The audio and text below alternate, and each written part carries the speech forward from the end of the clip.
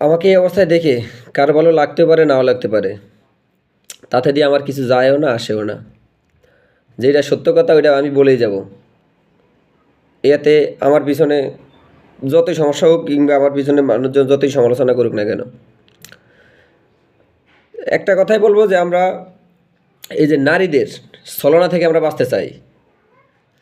কোনো নারীর ছলনায় পড়া যাইবেই না। নারীর ছলনা খুবই ভয়ঙ্কর। এই নারীর ছলনায় পড়িয়া জীবন শেষ করিয়া কোনো লাভ নাই বাজান। জীবন অনেক মূল্যবান, তাই জীবনকে বাঁচানোর জন্য আমাদের উচিত এই নারী ছলনা থেকে বেঁচে থাকা আর নারীদেরকে পরিত্যাগ করা।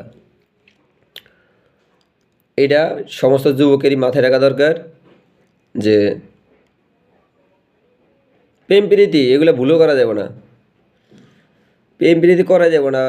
কোনো মেয়ে ভালো লাগলে ডাইরেক্ট বিয়ে করে নেবা, কিন্তু বাবা প্রেম করা যাবে না। প্রেম করে জীবন নষ্ট করা যাবে না।